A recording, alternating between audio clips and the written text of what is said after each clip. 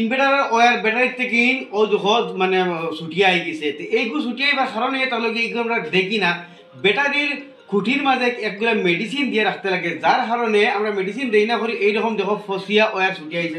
দেখাই ও খুঁটি থেকে দেখো লাল ওয়ার হয়ে গেছে, ও খুঁটি থেকে দেখতে হইতে লাল ওয়ার একটা মানে ফসিয়া মানে উন্ডিয়া আই গেছে। তো এর ফসার কারণে তাহলে গিয়ে এই ব্যাটারির মাঝে তিনটা বস্তু আছে দিয়া থইতে লাগে ব্যাটারির খুঁটির মাঝে।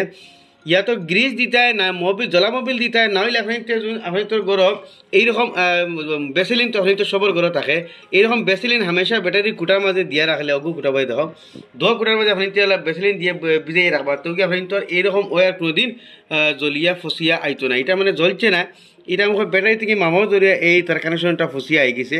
তাই আমি আপনি এই কুটিটা এখন বানাইমু, এটা আমরা খুলমু।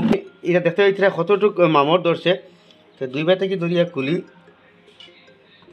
খুলতো চায় না ঘর বুঝে রাইন অতটুক টাইট হয়েছে, তার মানে এগুলোর মাঝে মামরের দরিয়ে নাটিকে ওলা হিসেবে টাইট হয়েছে, এখন খুলতো না স্যার। এগুলোর মাঝে আমরা বেশি জোর জবস্তি করি তো এইটা কিন্তু খুঁটি ভাঙি যাইব। তাহলে আপনি খটার মাঝে ফানি লইবা, সাদা ফানি লইয়া এরকম তেনা দিয়ে না ব্রাশ দিয়ে ঠিকছে এটার মাঝে ফানি দিলেই ফানি দিলে কি তৈব এই যেটা মামর আছে বেটাইতে যেটা বার হয় এটা আপনি তো বাড়িয়ে আই যাব। এরকম ফানি দিয়া আপনি তো কত বিল রাখি লিবা, একদিন লাগে আধা দিয়ে 2-3 ঘন্টা রাখি লিবা, এর বাদে আপনি তো কোশিশ করবা। এখন দেখি এটা আমি খুলে নি না খুললে আমি এটার মাঝে ওয়ার ডাইরেক্ট লাগাই থুই দিমু, এই তারের মাঝেও ফানি দিয়ে এটা দইবা তো আপনি তোর এই যে মামর যোগ্য আছে খুব ভালো যাইব কেউ দেখায়নি ফানি লাগলে এটা যায় গে। এর বাদে আমি ওয়ার খাটিয়া বাহরমু, তো এইটা হলো তাকো সাইডের কুটির মাঝেও দেখা যায় কতটুক মামর ধরছে। তো বলে আপনি ডাইরেক্ট ফানি দিয়া এটার মাঝে ব্রাশ দিয়ে দইবা, ব্রাশ দিয়ে না তেনা দিয়ে ফানি দিয়ে দইবা, ডাইরেক্ট ফানি দিয়ে দইবা। ফানি দিয়ে দেওয়া আপনি তোর কারেন্টও ধরতো না, এটা কিছু করতো না। তো ফানি দিলে এগুলো ছুটিব না, এগুলা ছুটতো না। গরম করে ফানি দিলে আরও বেশি ভালো ফানি দিয়ে কতক্ষণ রাখলে ছুটি দিব। এর ফলে আপনার মাঝে আপনি তো জলামবিল থাকলে জলামবিল দিবা, নাইলে আপনি গ্রিজ লাগাইবা। আর যদি এই থাকে না আপনি গরম তো বেসিলিন সবর থাকে, আপনি বেসিলিন এটার মাঝে মারি দিবা। তো ফানি দিয়া কত বিল তো এটা লুলক। তো এটা এখন আমরা খাটিয়া ওখান মাঝে থেকে ওয়ার বাহর মুখ। তো দেখো একে থেকে আমি ওয়ারটা চুরি লেছি, এখন আবার ফানির মাঝে দই মুখ গিয়ে এই যেটা মামর আছে এইটা আপনি তো যাইব। তো এই ওয়ারসে আমরা খাটিয়া এটারে আমরা 2 ভাগ করছি। এই নাটটি যেহেতু খুলেন না, এটা যখন খোলাত লাগিতে এই কুড়িটা আমরা ভাঙ্গি দিব, নরম হয়ে গেছে।